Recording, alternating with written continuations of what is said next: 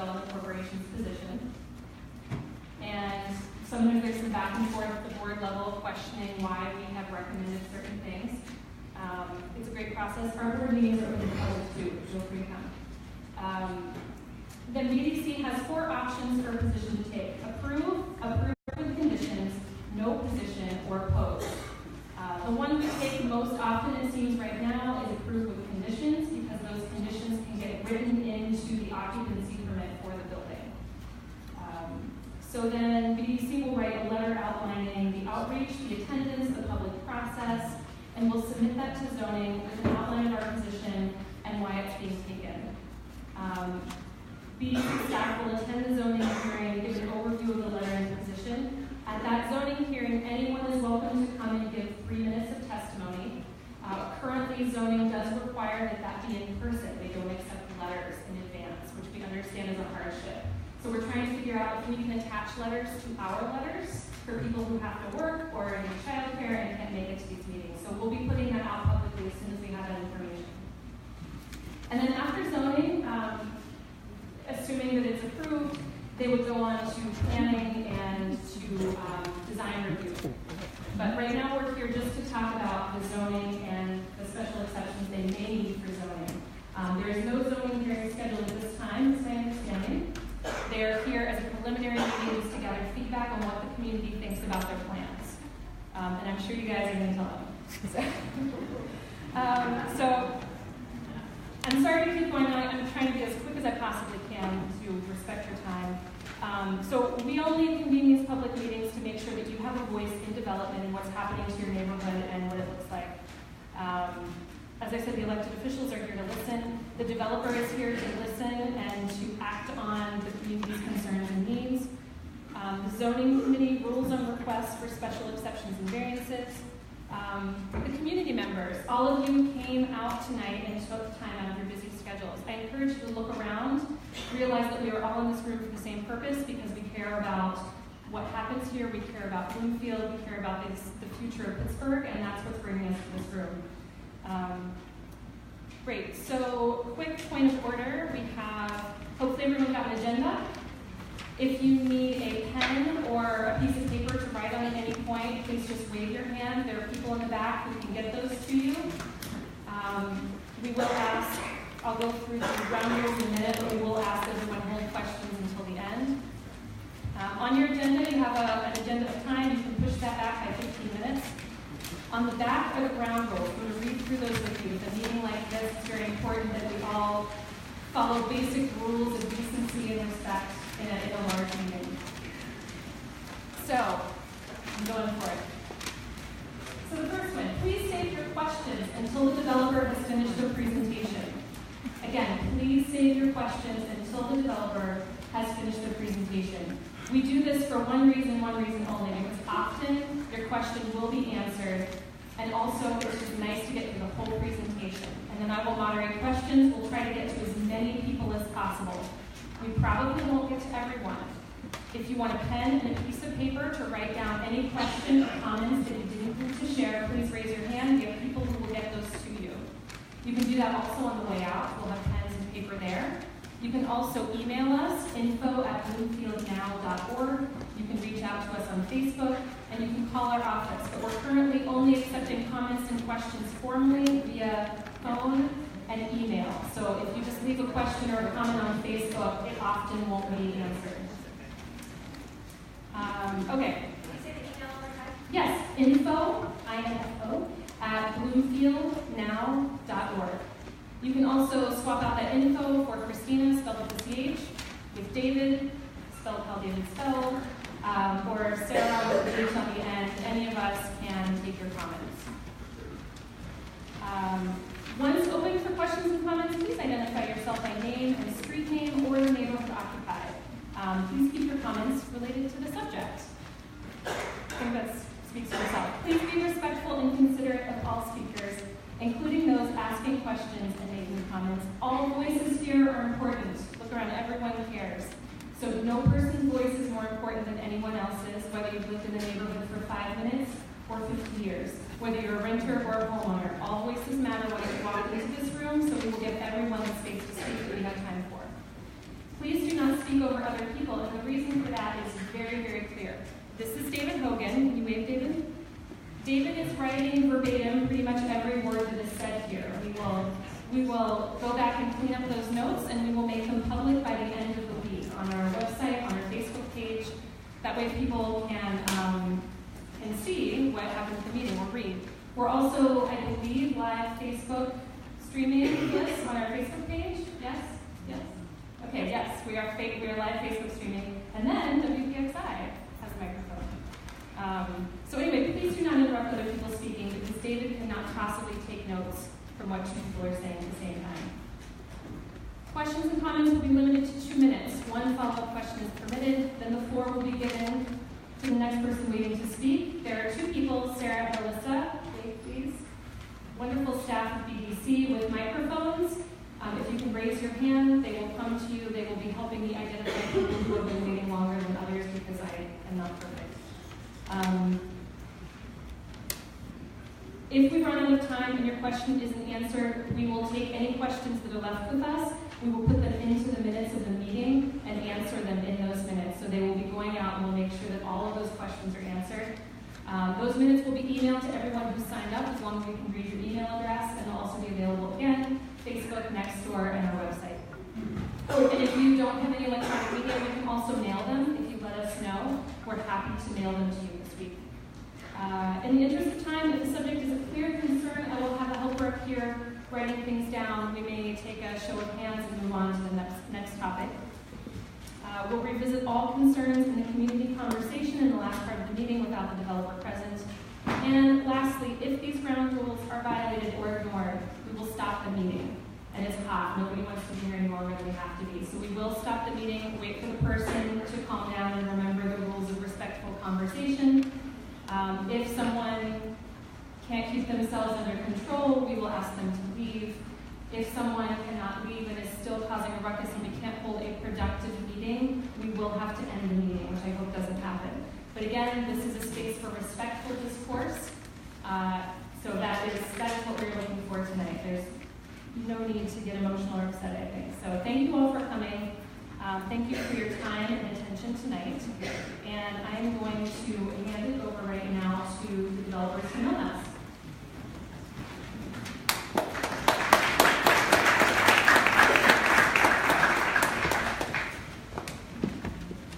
Hi, everyone. Thanks for coming out tonight. I'd like to thank Bloomfield Development Corporation for putting this together. It's really great to see such a good turnout. Hopefully you guys are excited about the project as we are. So I'd like to get started here. First thing, tell you a little bit more about Milhaus. I'm not sure how familiar you are, but Milhaus is an award-winning multifamily developer with a specialty in mixed-use projects. So we also like to concentrate on urban projects. Oh. All right, is that any better? So we have a focus on urban infill projects that typically have a retail component like you have here at 4401. Another interesting thing about Milhaus is that we're vertically integrated. What that means is we're not just a development company, we also have a construction and property management division. So we get to see a project from the start to the finish, which we feel brings a better product to the residents and the community. So Milhaus, we were started in 2010, and we are headquartered in Indianapolis, Indiana. But we also have an office here in Pittsburgh. So our focus is on the Midwest and some cities in the Southeast as well. What that gives us is the local expertise, but also the national exposure and balance sheet to be able to do projects like this that have a big impact on the community. So this slide here just does a good job of showing what actually Milhaus has done today. As you can see, we've got 3,256 units owned in our current portfolio. We've developed a little over 4,000 units, and we're currently managing over 8,000 units. Our real focus on picking cities and sites is we like to find the best locations and what we call second-tier cities. So we don't just go to New York or Chicago or San Francisco. We pick cities like Pittsburgh because it's not just in those big cities where people want to live in the city. There's a lot of people in the suburbs, but people are trending to go back to the cities for the amenities, to live, work, and play. So that's really where Milhaus focuses. Developments like this aren't just about Milhaus's experience or expertise. We really have to build a great team around us in order to achieve projects like this. So I brought another development associate from Milhaus here, James Randolph to our right. I also have our architect, Jay Silverman from Dwell Design Associates. Dwell is a national firm that specializes in mixed-use projects. Their employees have actually designed over 240,000 units all over the world. So another good thing we love about Dwell is that we worked with them before, so we know what to expect, we work well together, and we know what we can achieve. We've also got Ben Hunter and Chris Chris, both from Langdon Engineering. Ben is our civil engineer, and Chris is our traffic engineer. So Langdon, again, is a national company with a Pittsburgh presence. They've got about 1,000 employees, 42 of which are in the Pittsburgh market. So one of the reasons that we selected Langdon is they've done a lot of projects in the city, and have successfully completed 150 units or projects actually inside the city. So this slide is just a map of Pittsburgh in general. Kind of wanted to point out here why we selected this site. You know, what appealed to us about it. So the obvious reason is on Liberty Avenue, one of the main arteries out of the city. That's a lot of our target demographic, so that was an obvious choice. Another reason is the proximity to Bloomfield Business District. You know, it's a great established business district that we like to add on to. Our specialty is amenitized units. So today's renter is looking not just for a place to live, but also a place that they can have some amenities and low maintenance. So we'd like to bring that to Bloomfield. I'd like to start off now by telling you just a high-level overview of the project that we're proposing, and then Jay will actually come up and go through the designs with you in detail. So we're looking to bring 237 apartment units to the place with a full amenity package. The units along Liberty Avenue will have a great view of the Pittsburgh skyline. And some of the amenities we do include are we'll have a 24-hour gym. We'll have a resident club room with different entertaining areas. We're going to have an outdoor pool, outdoor kitchen with multiple grills. We'll have a few courtyards involved in this project, as well as bike storage rooms, package room, and product storage lockers for residents to rent. So with that, I'll turn it over to Jay to walk you through the details.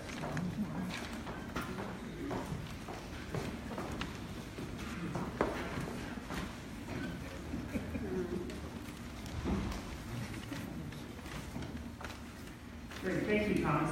So what we're, just to familiarize everybody with our exact location, you can see in the yellow that highlights the existing site. We're right at this prime corner. We see this as a gateway into Bloomfield from Liberty, as well as coming across the bridge. It's a very high-profile site that's currently underutilized today with all this surface park. You may have to speak right into the mic. Oh, sorry. Yeah. So just going back, like I said, we see this as a gateway to the community and a very high-profile site. We also looked around at the context of the surrounding streets and noted some of the differences in the streets. You've got Liberty Avenue, very, very public, a great opportunity to make it even more pedestrian. Howley, you've got the existing Rite Aid, Gangwich, now I say I'm still too far. Gangwich, which is a more residential street, and we looked at the one-way pattern of the streets as well. As we developed our design, and speaking with grocery store operators, we developed a convenient grocery store footprint that lines Liberty Avenue and has an opportunity for pedestrian access as well as convenient vehicle access and parking on Liberty. The parking is configured on two levels. One level access from Howley, the other access from Ellis Street, taking advantage of the slope on the side to also help minimize the number of vehicles leaving the parking deck in any specific direction to help ease the impact of traffic from the project on the surrounding area. We also located service off of Howley Street to keep the Liberty Avenue facade active and pedestrian friendly, and also configured the Howley Street service entrance to preserve the existing parallel parking spaces on the other side, which are a premium in the neighborhood. The leasing office for the residences will be up on the high corner of Liberty and Ella, and help line Liberty Avenue again with active uses. And then up above the retail and leasing and parking will be the residential levels. As Thomas mentioned, there's going to be a couple of amenity courtyards, and we designed the amenity courtyards as internal so that these active areas will not disturb any of the surrounding neighbors. Something else we did for the surrounding neighbors is provide a significant setback wherever the project abuts any single family, either directly or across gangway. And we see that as an opportunity for more site amenities, as well as you can see on this plan how we're trying to create a real pedestrian streetscape along Liberty Avenue. And you'll see here we're proposing some active use as well as the main pedestrian entrance on this facade. This view shows how the project is going to be configured. So you can see the grocery store. We're looking at it from Liberty Avenue, and as I mentioned, Liberty Avenue slopes up across the site as you go from Howley to Ella Street. So how the grocery store takes advantage of the prime corner. It's a double height retail space, so there's the opportunity to tuck in 2 parking levels. So that there's convenient access from parking to the grocery, as well as good access for the residents to park and go up into their homes. The leasing office, as I mentioned, is over on the other prime corner, and then this site shows how the development relates to the adjacent residential buildings. This is a larger view of the rendering that you guys have in your informational material. And what this shows is the character of the development that we're proposing. We really tried to focus on making a pedestrian-friendly streetscape on Liberty with the grocery store, active use, and pedestrian entrances. What we also did is screen the parking that we're proposing, and the leasing office is up the street. What we were thinking with the design is to take advantage of the rich context that the neighborhood offers and bring in some of the materials from the neighborhood, the brick, the siding, and then also use color and materials to break up the massing of the building to better respect the scale of the surrounding neighborhood. So you see how there are these different elements and colors to break down the scale. We're also looking at the treatment along the street, significant windows, and that's the pedestrian entrance again to the grocery store.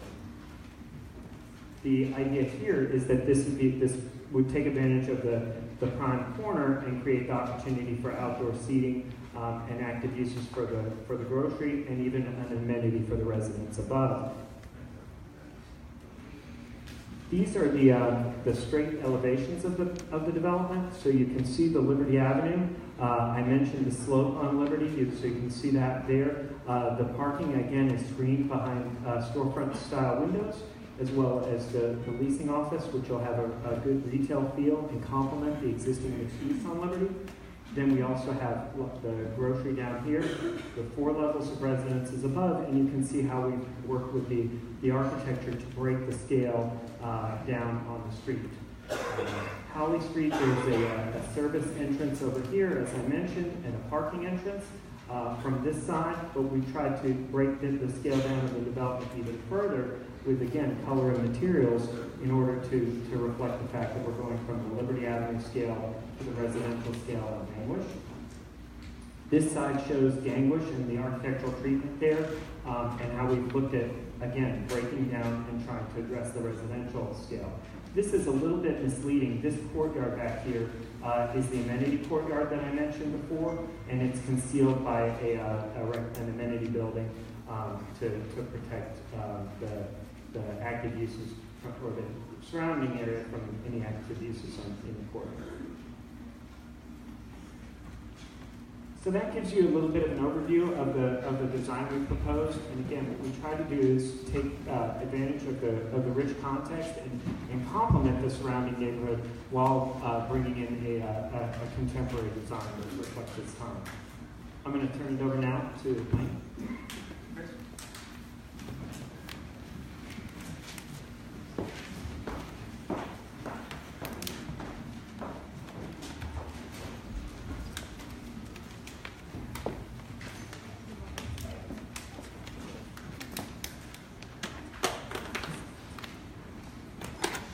I'm going to start off by apologizing. I'm under the weather, so if I'm sipping water or taking a lifesaver or something like that, please know it's not out of disrespect.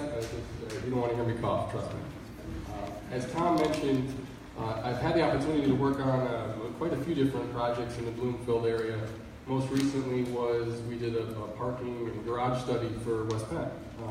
So I'm very, very familiar with the location and the traffic conditions.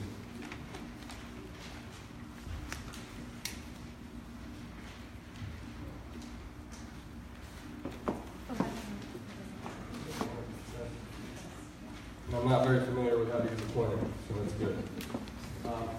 Here's the study area intersections that we looked at. Basically, the existing site driveways around the site.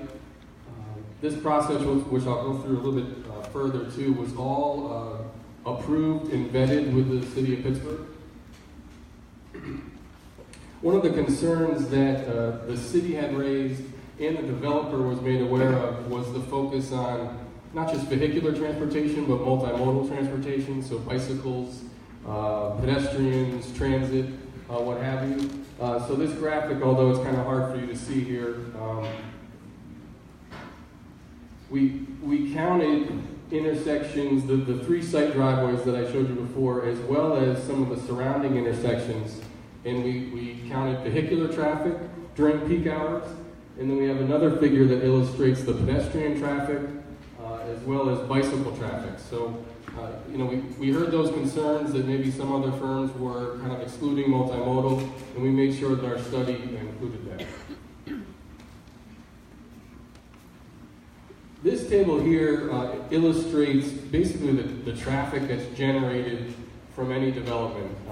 You're not supposed to read this, although this is a public document, so at some point you guys will have access to go through and crunch numbers till your heart's content.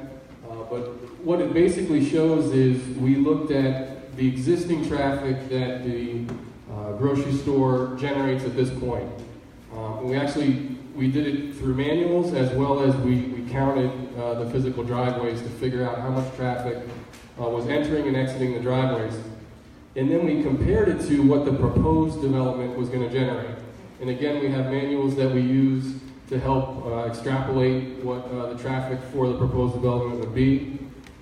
And after accounting for other multimodal aspects, what it came down to was during the AM peak hour, which is the worst case hour between 7 and 9, actually the proposed use would generate less traffic than the existing use. And then in the PM peak hour, it was basically a wash. There's one other caveat I need to explain.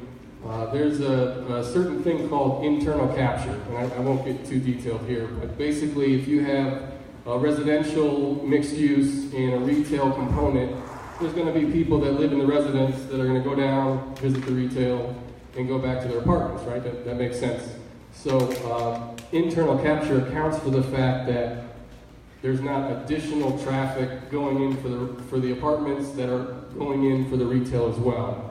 The city, although they although they agreed with that concept, they didn't want us to use internal capture in our study, just to, I guess, kind of make it even more conservative. So I think if we did this kind of a normal evaluation, you would see that the proposed traffic would actually be less than the existing traffic during the AM peak hour and the PM peak hour. This graphic here just kind of highlights the big change in traffic is when you eliminate the access road off of Liberty. Now vehicles and pedestrians and what have you that were using this driveway now are forced to use Halley Street and then exit onto Ellis Street. So really the traffic change is merely just relocating some of the traffic to the 2 driveways that remain as opposed to the 3 that used to be there.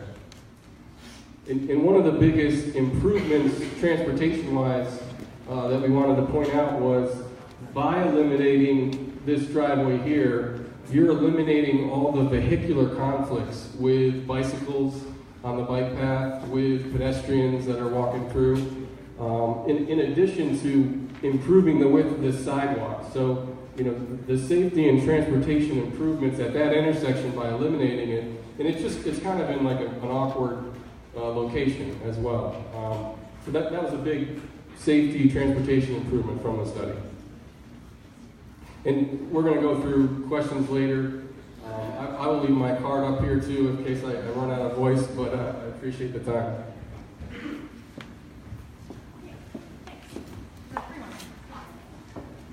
Is that everyone from the developer? Okay, that concludes the developer's presentation. Thanks everyone for that. So now we're going to do question and answers. Again, quickly, please, less than 2 minutes. Please wait until a microphone comes to you. Sarah and Alyssa have microphones here. They need you to raise your hand so they can see you. And who is my writer who will be writing up front here? Do I have my scribe up front? Leslie on the right. Danny, oh, there you are. Hi, Leslie. Thank you. This is Leslie. She's a board member. She's going to write on this board. Again, a reminder, David over here. Everyone look at David. Feel a little sorry for David trying to keep up with you and type everything you say. You have that microphone. Did you test it to make sure it's on? Yeah? Great. Okay. And I'm going to unhook this a little bit. Okay. I'll let you guys have the microphones, and we will try to get to as many people as possible. Go for it. Hi, my name's Heather. I grew up in Bloomfield. I live on the 200 block of Ellis Street. So as a homeowner, I have some concerns about the, thank you. I have some concerns about the traffic that's going to come through. I have concerns about how taking away ShurSave, at least even for a short interim period while the development is going on, will create a food desert. A lot of the people within... Hold on, we've got a little mic issue. What's, is that one, do you have another one? It'll work? This one has a 150-foot cord if we need to drag it down the middle. Okay. I'm concerned about the food desert that you're going to create by just removing the store, at least during the demolition period. But I also have a major concern with the cost of the units that you're going to be putting in. So I did some research, and you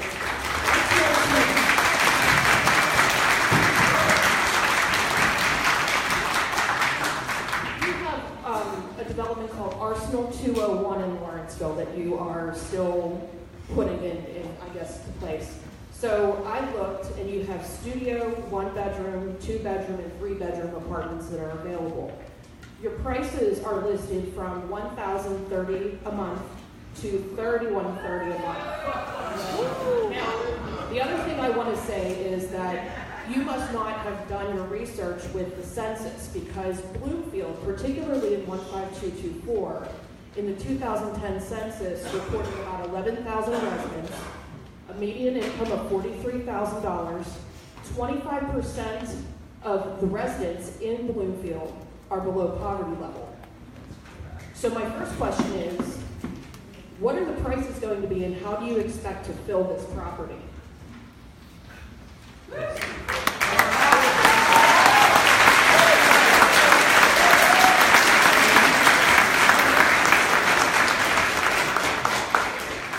Thank you. I appreciate your question, and I understand where you're coming from. So that is correct. In this complex, Milhaus is a market rate developer. Just like at Arsenal, we are as a market rate development. But we understand that this is an issue that's not just with Bloomfield, but Pittsburgh in general. So that is something that we have been understanding, as well as through our conversations with Bloomfield Development Corporation. So the rents here at 4401 Liberty Avenue, we're planning to start at $1,000 and go up to $2,500. One of the things that whenever you are trying to make technically, if you are going to do a low-income housing project, they're called affordable units. Really, the only tool that you have is historic or low-income tax credits. That's the way you do a tax credit project for affordable housing. There's another thing called workforce housing, which is lower rent that you're able to provide whenever it's not a tax credit project. So that's something that, after our conversations with Christina and Bloomfield Development Corporation, even though Milhaus doesn't specialize in that, we think that we understand the community wants it. It's difficult to do it on this site, especially since we haven't talked about it yet, but the grocery store we understand is also an important item. And like you mentioned, that there will be a certain period where we won't have a grocery store. So that's something we're all saying complicates the site. One of the things Milhaus is prepared to do is actually make a contribution for affordable units in the neighborhood. That may not be on our site, but we're prepared to offer $100,000 to put affordable units, whether that be through a program at the city or a program through one of the Bloomfield Development Companies. My follow-up question. I just want to say one quick question. That's the first I've heard of that, just to clarify, because What part? So the solution that we're trying to make work on this project is we're willing to contribute up to $100,000 towards a fund for affordable housing in the neighborhood. That's one unit. That's one house. Are you got a follow-up question? I have a follow-up question. Go for it. How are you going to account for lack of better terms, the chaos that the construction will cause in the local area? As somebody who lives on the street that you're going to be doing the construction in, I'm worried about the damage you're going to do on the streets that are paved around the area. I'm concerned about how this is going to affect bus traffic. I am concerned for neighbors, like the lady up there with the walker who is a neighbor of mine, and how she's going to get to the grocery store while you guys are building this complex.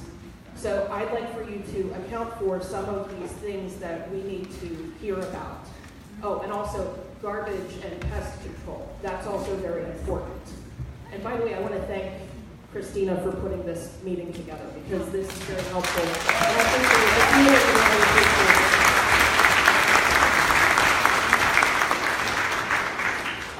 So yeah, just to address your questions, whenever you're going through construction, there are requirements you need to make.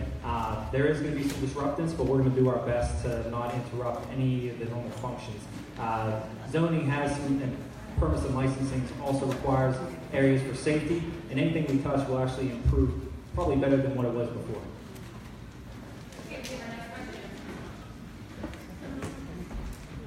Thank you for being here. I live literally. Well, if you talk in the microphone, we can. I live literally 6 feet away from the VFW and ShurSave. I just paid off my house. I'm so proud of that. It's something that but I don't know what's living in that VFW for all these years. PSWA just, because of lead, nailed my sidewalk and I got crashed in my house. You're dealing with houses from 1900. Right. What is going to happen when you're going to bulldoze this? I don't know what to say about this. I'm proud of what I've done and what I'm doing. And to take away, I take elderly people to the supermarket on a daily basis, because I'm one of the younger ones, you know? And I don't know what critters are going to come out of what's going to happen. Like, No, that's a great point. Not to reiterate.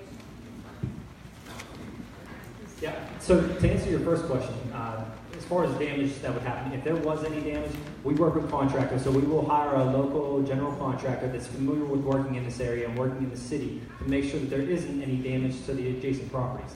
If there is, we will take responsibility for that. Okay, well, let me tell the little elephant that's in the room right now. Like, you guys have been after, like, trying to buy all these houses for a decade now.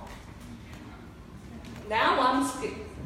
I appreciate. Now I'm willing to do it. I really appreciate your point. They have been, my Yeah, understanding. it's the elephant in the room. Yeah, trying to buy the houses at that corner, and I think it was denied. But I think if you could keep your concerns to the project now that we're dealing with, I would really appreciate it, so we can. It's the elephant in the room. Yeah, no, I totally understand. I hear your concern. And did you have a question? That I missed it. Did you have a last question there? No? Okay, great.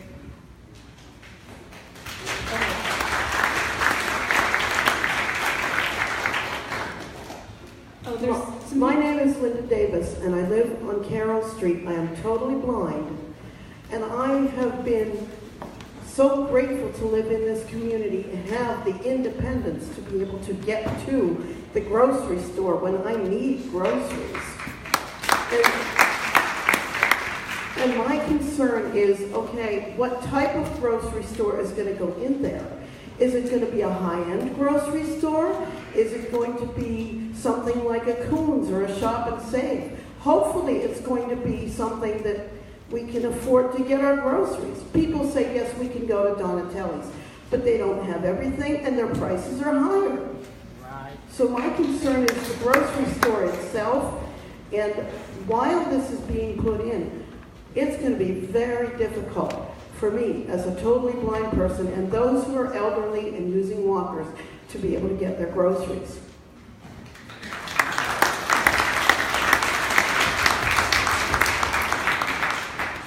Thank you for that. I understand completely.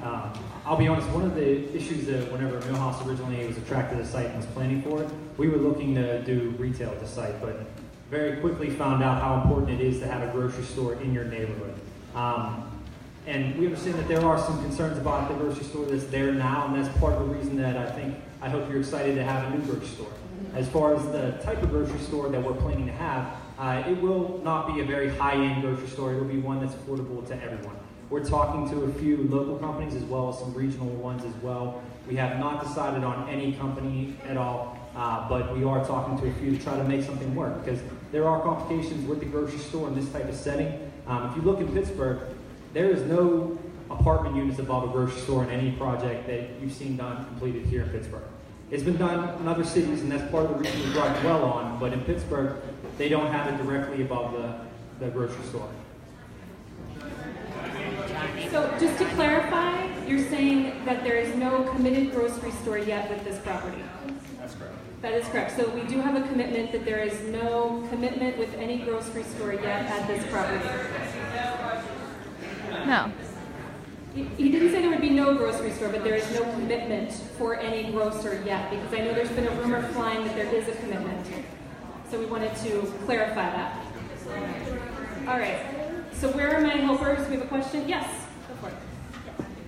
Hi, my name is Christy Sorkin. I live over here on Edmund Street. I second all the concerns. I second all the concerns about the grocery store, particularly not having one committed here. Also, the food desert, particularly. We have nothing open past 6 p.m. after a lot of people don't get home, and the people that are trying to get to the store will not have transportation, and you have no plan to provide a transportation or some sort of grocery delivery for the residents, particularly ones who do not have transportation. My biggest question is, when this traffic was done, was it considered, how was that lane blocked off, the lane that's going to be removed because we don't have a second lane? Is there a turning lane going in there? Liberty Avenue is already a mess, and Little Italy Days was not even, I don't know if that was even considered in any of this planning. Residents can't even leave their spots to begin with and get back in, let alone adding on all of these units that are going to be rented out at high premiums, but we still have luxury condos that have sat on the market for over 2.5 years.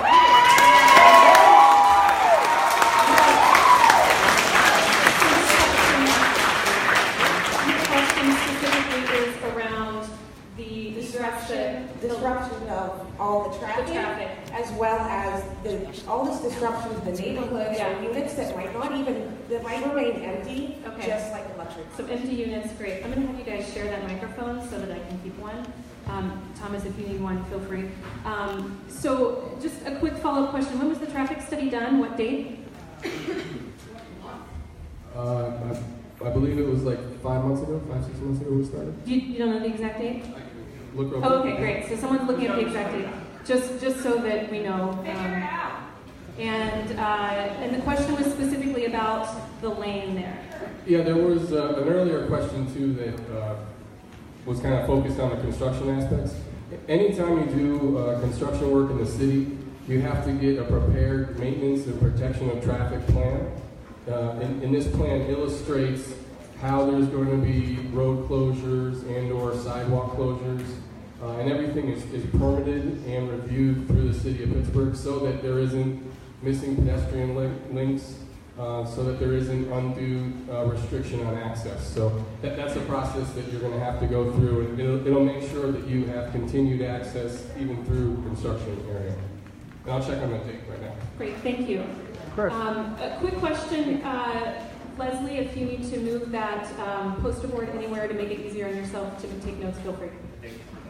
October, was it rainy? The date was in October. Okay, sorry, that was just what came to mind. Okay, we've got a few up here. Where is everybody? Right here. Hold I on. got hi. I'm Frank Mackey, your local realtor, Howard Hanna, a resident of Bloomfield, Milhaus, small business owner. I have a couple questions. I just need yes, no, I don't know answers. Is that cool? Great. Is there going to be any underground parking? So the way the site's set up, yes. Oh, there is. Wonderful. Other question is, Gangway Street, will it remain a two-way street? Yes. Holly Street will remain a one-way. Yes for now. Well, it's wide enough to be a two-way. Okay, thank you. Thank you very much. Could you elaborate on, really quickly, on the how you said for now, Well, you can't leave that elephant. to his point, it is a wide street, and there may be some advantages of it becoming a two-way. We're not planning on that, but that is something that we would investigate as part of any development like this. Okay, great. There's lots of, sorry, go ahead. Hi, I'm Ruth Neely. I live on Edmund Street, and I wanted to just think a little bit about this map. So there are 237 units, and most of the people who can afford to live in those units probably have more than one car. Yeah. So let's say we're talking about 450 or more cars just for people who live there. How many parking spaces are there? How many are there going to be available for people who just live in the neighborhood and want to come shop? And also, as far as that traffic report, I didn't see anything about how backed up the Bloomfield Bridge gets, which you can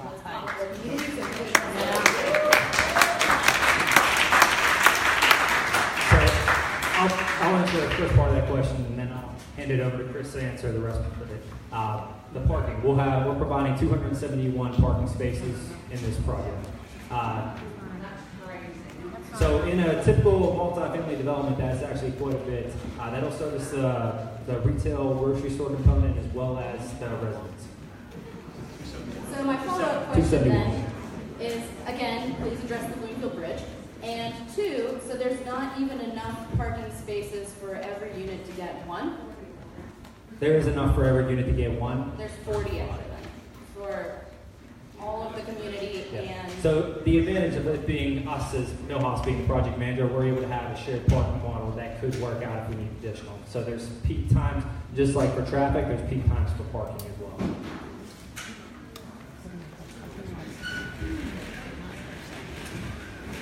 One thing I didn't mention when I was up here speaking is that when we did that trip generation table, the rule of thumb generally is if the difference between what was there now or if there was nothing there now to what's being proposed, if it generates 100 or more vehicles or trips, then you're required to do a study.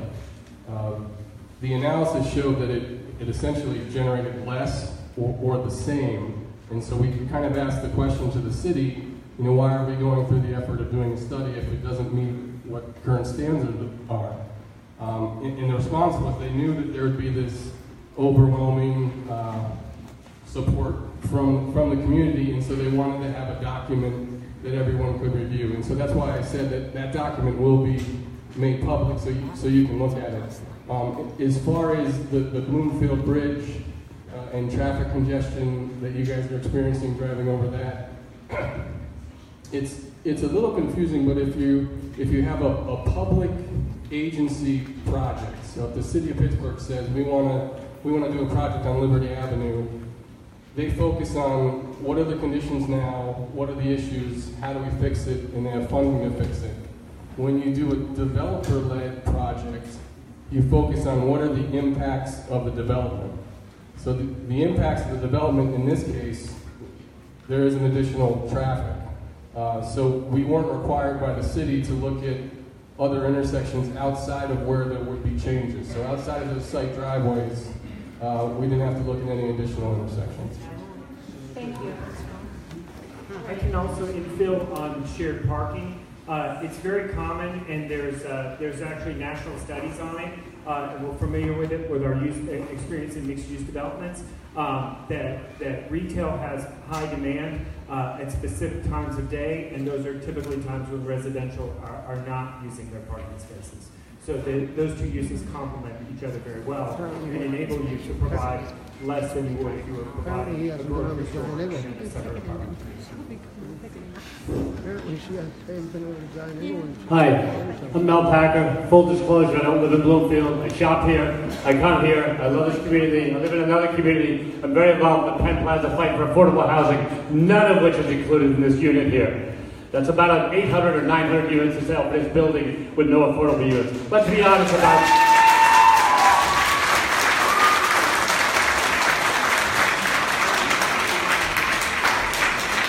Let's be honest about the offer of $100,000. The offer of $100,000 is approximately the cost of 1/2 of one affordable unit to an outfit like Milhaus that amounts to nothing. Let's be honest about the grocery store. Sir, can but you what I please can not attack everyone if you could just speak up? I can hardly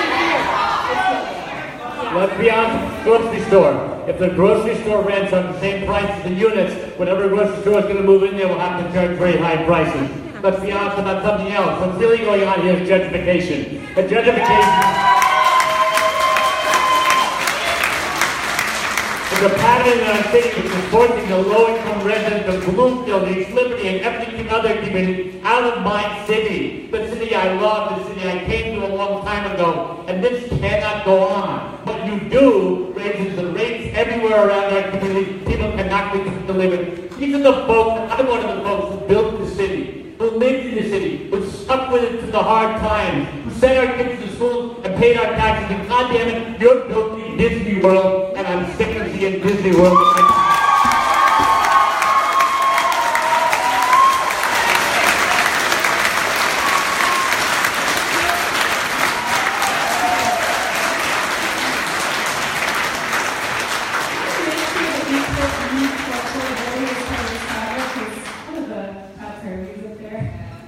Thank you. Okay, go ahead.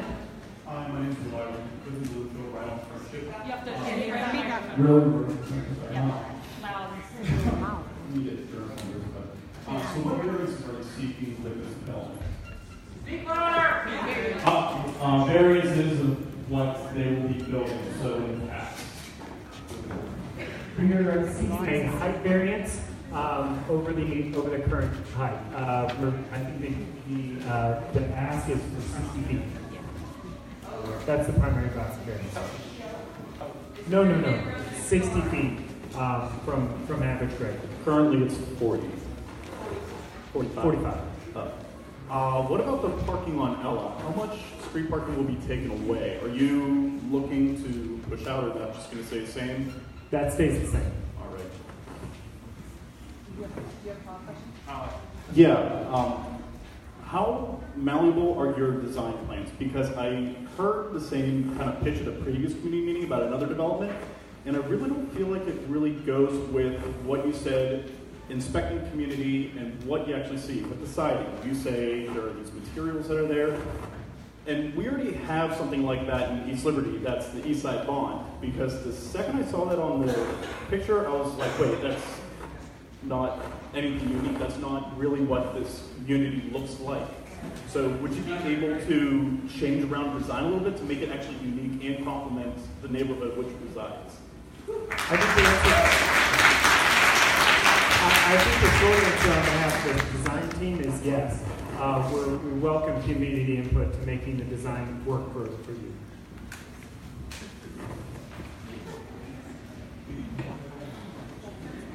We lost our person in the back. Hi, my name is Scott McGuff. I live on Morgan Street in Bloomfield.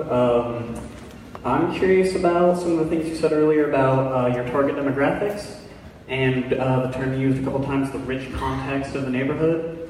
I'm curious to just have you guys actually lay out a clearer picture of what that means to you, like what you actually consider to be a target demographic or what the neighborhood around it looks like. If you could actually describe your picture of that. and how the potential residents of, you said 237 units, that are intending to live, work, and play, as you said, in the area. What does that actually mean for like business incentives, for things opening up around the area?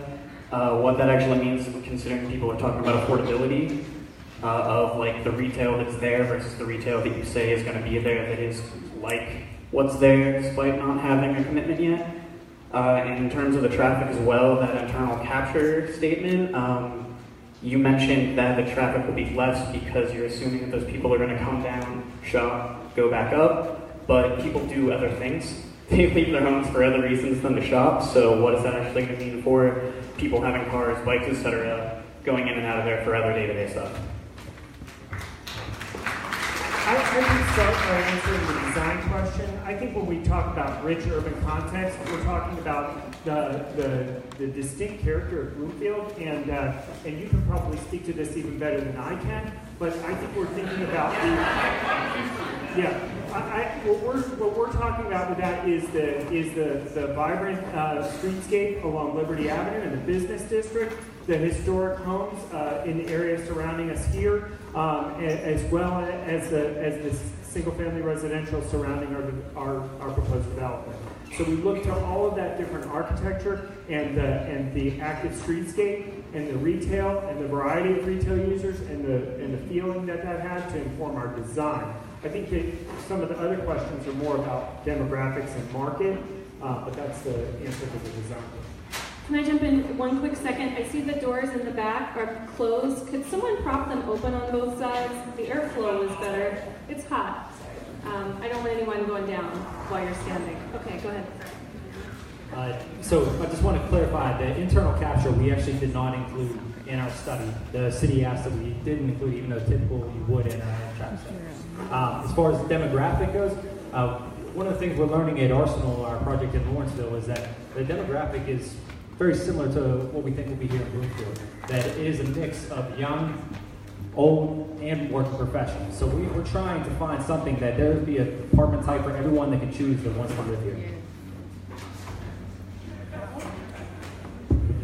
Hello. My name is Lee Mazzolini. I live on Pearl Street, actually, and I work at the IGA.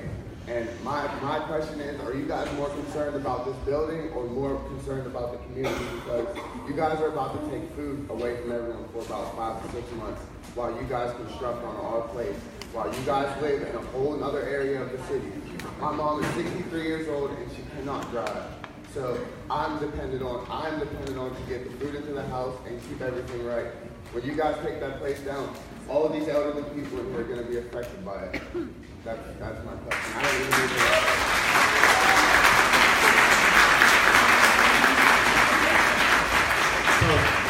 So that's a great point, but the thing is, I don't know how long this ShurSave will be there. So eventually something's going to happen. We'd like to be part of the solution to bring something better. Hi, my name is Patricia and I live on Howley. I just want to reiterate that I'm terrified of a shoebox-sized studio apartment for $1,000 being vacant in my beautiful, beautiful community. It would be a blight to have a bunch of, what I consider not at all Bloomfield-like space. But my specific question is, let's just pretend that we miraculously do get an affordable grocery store. My question is, in comparison to the size that ShurSave is now, what size, what space are we looking at? Are we going to get half the size that we have now? Let's just pretend that it's affordable. Let's just make it be a good scenario. What if it's half the size? And then we need a large, affordable grocery store. We need to preserve what we have now in our community and create I'm done. And please answer my question. Absolutely. So the store will not be half the size. Right now we're talking to operators that typically be between 15 to 20,000 square feet. What is ShurSave now? What size is it now?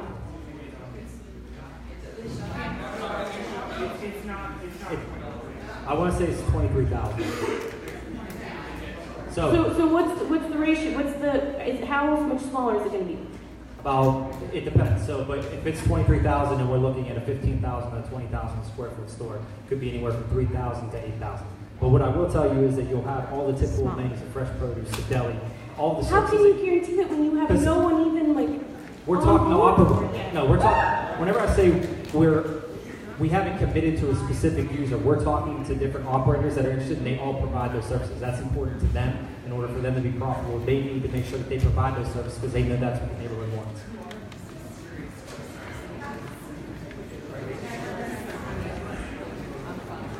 Hi, my name is Shannon Lyons, and I live on Friendship Avenue.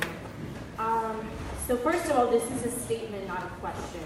I'm in full support and back the community and affordable housing, especially seniors on fixed incomes being the most vulnerable.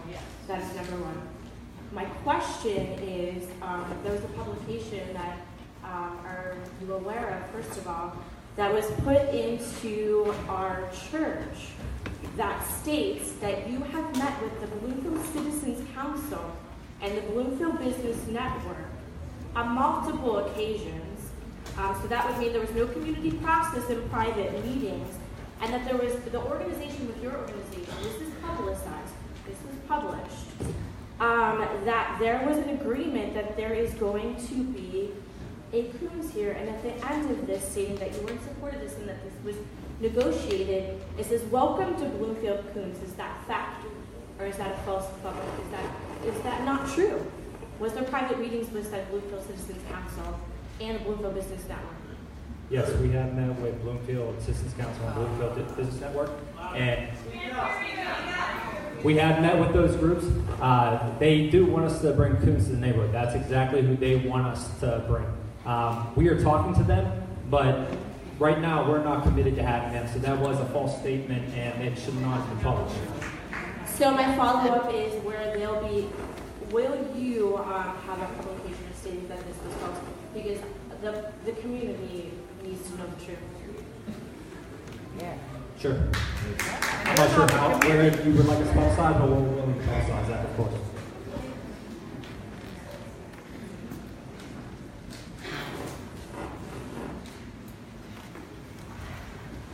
Sorry, I think my awesome helpers are working on it. Oh, hey, Mel. Your mic is cutting out, Sarah. It might be too far. Sorry, we had no idea. Okay, I think it's good. I lived on Taylor Street, very close to where you guys are in the 300 block.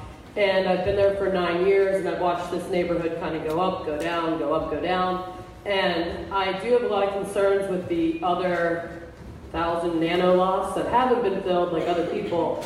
But this is a very serious concern. I've worked in a couple places where I've actually had to kick heroin addicts out of businesses.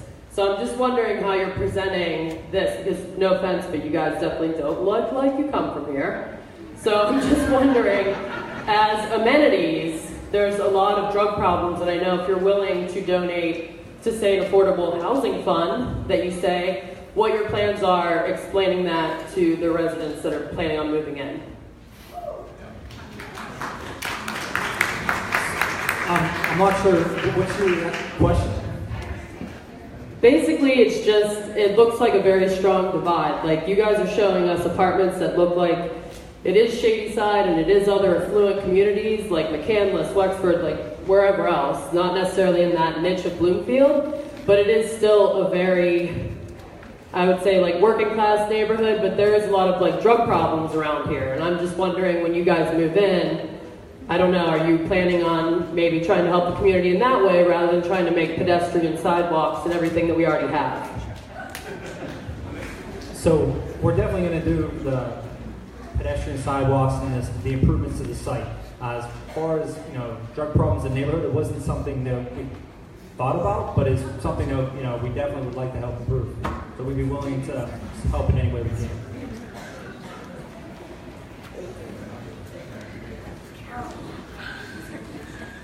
I hate to just bring up this grocery store thing again, but it is very important. I'm a senior.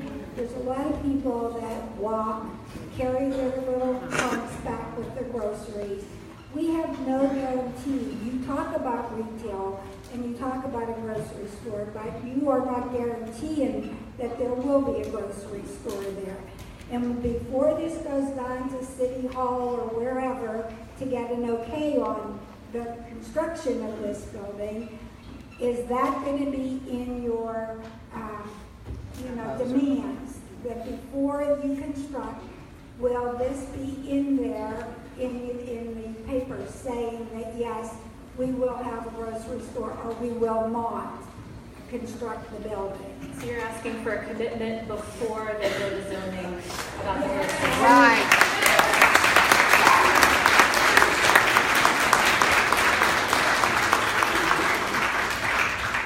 Yeah, so obviously the grocery store is very important to the community, and that's something that we honestly take seriously, and before we go to zoning, we will have a decision on whether or not that's included in our development plans.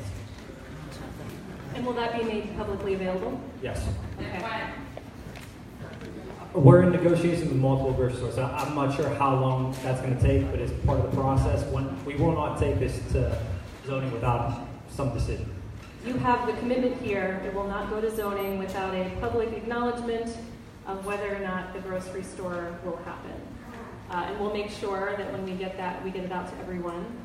Even if we need to put 2,500 flyers out. We're taking volunteers in the back. Hi, I've lived in Friendship for 15 years as a homeowner, and I shop in Bloomfield, including at the ShurSave. This has been the vaguest, most superficial presentation from a developer I've ever seen.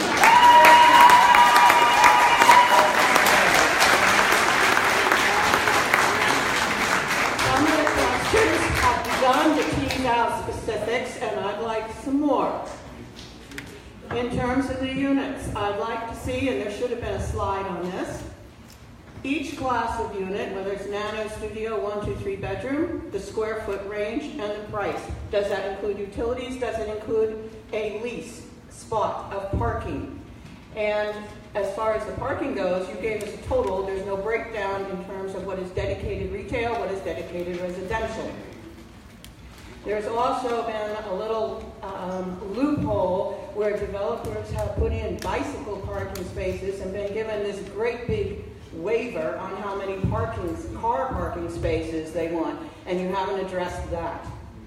And as far as the grocery store, somebody had to ask you for a square foot comparison. That should have been forthcoming. I'd like some of those details. Thank you.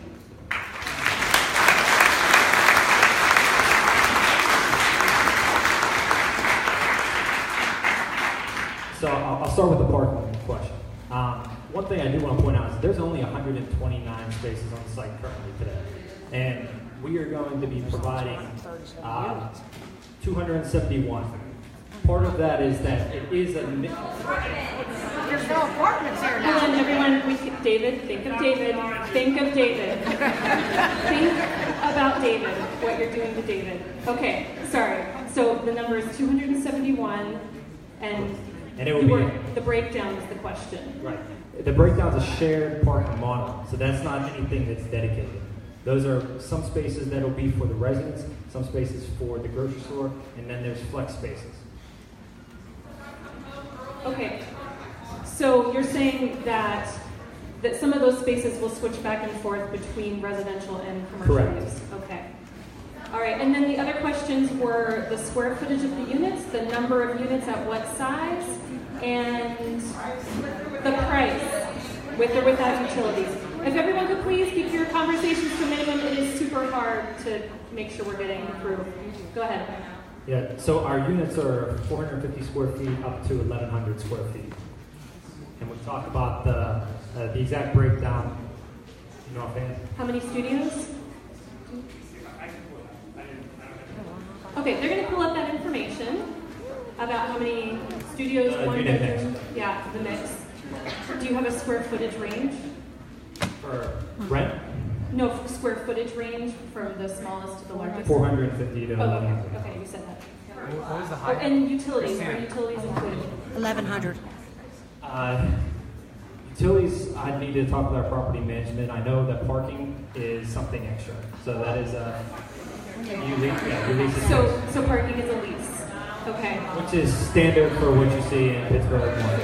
Guys, we can't do it. We gotta stop the meeting if it keeps going. Seriously. All right. I have two people out here with microphones. Where are they? My question is for you, Christina. When you started this project with the apartments and the stores, were you really interested in Bloomfield? Oh. Because where are our people, senior citizens, going to shop? That's something you haven't even told us about. I really appreciate the opportunity. I don't want to hear about apartments that are long in Shady Side or New York City. You tell us where there is going to be a supermarket for everybody in Bloomfield to shop. So I appreciate Where did you get started with this? Because we never heard. I appreciate the opportunity to address that. This is not our project. We never heard of your Yes, if you could let me finish. So, my name is Christina Howell. I live on Cedarville Street. I've lived there for a while with my family. I'm executive director of the Bloomfield Development Corporation. The Bloomfield Development Corporation used to be the Bloomfield Business Association. So we've been around for about 40 to 50 years in the neighborhood of Bloomfield. Where have you been when... Ma'am, I'm trying to answer your question. I appreciate that, but What did you do for Bloomfield? So, before this, I appreciate, so we did the vacant lot remediation at the corner of Matilda and Aloe Street earlier this year, where we took 2 vacant hangouts where people were shooting up.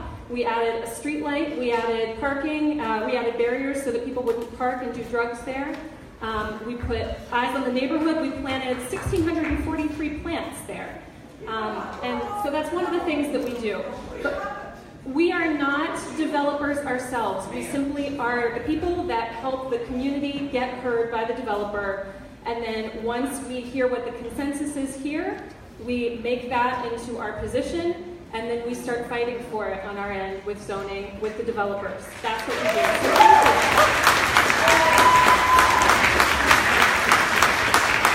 So again, to clarify, this is not our project. We are a nonprofit working for the neighborhood of Bloomfield. Okay, got it. You guys ready for questions? Yeah, hi, my name is Walter Haim, Associate AIA. I'm speaking as a resident of South Wineville Street. And I recently just moved to Bloomfield in August. I'm very much so part of your demographic. I graduated from grad school with $120,000 of debt. Moved down here, and honestly, I was sick and tired of living in the suburbs, and I wanted to live in the city where I didn't have to buy a car. So that's basically the decision: get a car, move to a place that is an amenity. And look, you said you had amenity-driven development, or what? Like amenity apartments. Look, we are not interested in that. I'm not interested in that. I found an apartment that didn't have that. Look, you're building a pool. Isn't there a pool like somewhere near here? There's everything in Bloomfield already. Now I understand affordable housing is kind of a big problem. You have to go through HUD and PHFA and all kinds of other things. That's not a big deal. I understand. But on your website, you say on the Meet Milhaus thing, you said we are innovative, we are creative, we are forward-thinking. I would issue that as a charge to be innovative, creative, and forward-thinking. Provide us budget housing, something that is financially accessible without all the ridiculous costs of housing urban development. Give us something that is reasonable to afford, like kind of what I'm paying now. Arsenal 201 is not reasonable. Just saying. It's listed as luxury Pittsburgh apartments. If I had to guess what is a luxury Pittsburgh apartment, I would guess it would be one of those massive houses in Shady Side. That is luxury. A tenement dressed up and properly marketed as a luxury city apartment is not luxury. I'm sorry. So, I would encourage you, be innovative, creative, forward thinking, immerse yourselves in this neighborhood, and do something that is good for us. I'm going to jump in real quick. I noticed something that you said that I've not heard before, which was that the amenities might keep people from going into the community more, insulating the people in the building. Yeah, Bloomfield is the amenity.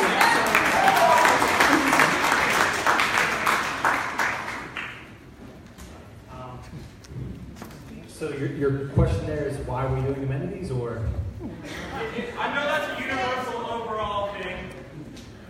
I know this is not dependent to you guys. There's a lot of developers out there. That's just the trend is to do the apartments with a lot of amenities that are really, really expensive and not accessible to the people, people like me who graduated with $120,000 of debt. So I'm interested in how can you value engineer, strip out all the amenities, just do basic, be creative, let the neighborhood be the amenity, value engineer, take out all the nice crazy corners, do a very nice flat facade, whatever you gotta do, bring those rents down. We are the market rate. We are the market, we want our rate, not whatever else.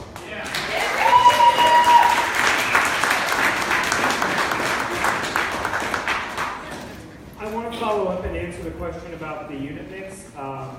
We have a plan currently in the preliminary design around 70 studios, around 91 bedrooms, and around 65 or so 2 bedrooms, and 10 to 12 3 bedrooms. Although these numbers are preliminary and could change. Can you make sure that those numbers are emailed to us? We didn't quite catch them in our notes, so thank you. We can, and actually, they've changed a little bit. We've eliminated the 3 bedrooms, so there's 12 units that have been changed. We'll get the true unit count to you. Hi, my name's Darla Pravada, and I live on Friendship Avenue. And so I think the discussion has been amazing, with people caring so greatly about their neighborhood. And I agree. We have a great pool right down the street from where you propose putting your apartment building. But here's my question. Will you do this development if you don't get the zoning variance? There's a few zoning variances that we are requesting. So that's something that, in order to make our program work, we need our variances. So if you don't get the variance, you will not be able to do it? And have you done any shade studies that will impact the folks that live around you, where the additional height will block sun, given the way that it's faced? You talk to the residents on Ellis Street and Gangwish Street that will be impacted by the excess number of people coming out on Ella, which is also a bus route too. And those kinds of issues are not just about the development, they're about the people that live here. Absolutely, and we have done some preliminary shade studies. In fact, we've set the building back 20 feet on the rear of Gangwish for that reason.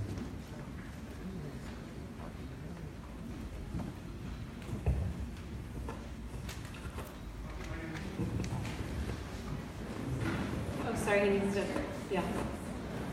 My name is Steve Gidley. More? Yeah, a little bit more. Okay.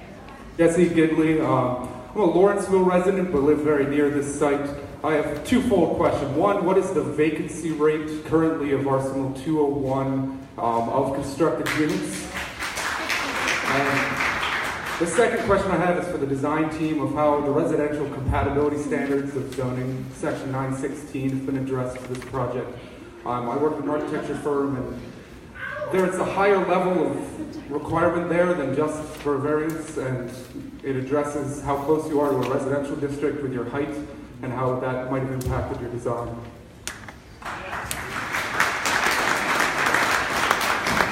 So I'll answer your first question about Arsenal. So Arsenal, we have 3 buildings there for a total of 243 units. We've turned over 2 of the 3 buildings. The second one is still under construction, and we have 36 leases.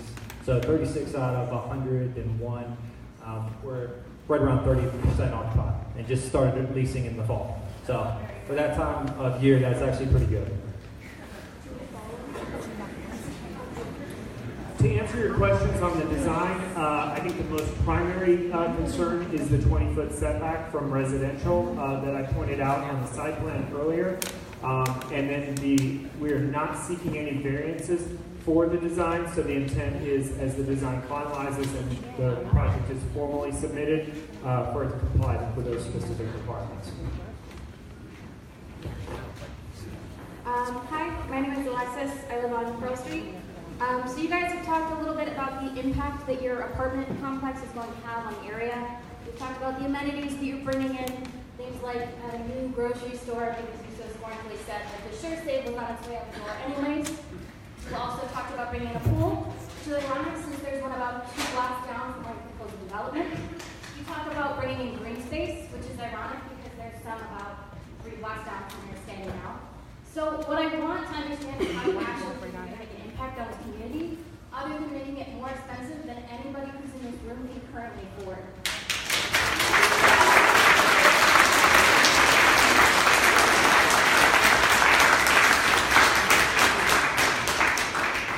I actually feel like one of the good points that I'm taking away from this meeting is the pool being so close nearby. I actually think that's a great idea to eliminate it as an amenity to the space. So that might be something where we look to have residents that would go to the community pool instead of having one on our site. As far as improvements we're making, we can only improve the site as it is, and I think the way it is with the suburban style parking lot up front is not the entrance that you all want to have to Bloomfield. So we're hoping that the design that we come up with will be something that is an improvement and also add some impervious surface with green space there. Time check. We have time for 2 more questions. Then we will stop. Please make sure if you have questions we will not get to, you have my personal apologies. Write them down, leave them with us. They will be answered. We will follow up with you. They will become part of the public record of this meeting. We don't want any questions left unanswered. So, and also you can send statements to our email and call us, or you can write them down on paper. Please write legibly. Hey everyone, hi. Hi, we have 2 more questions.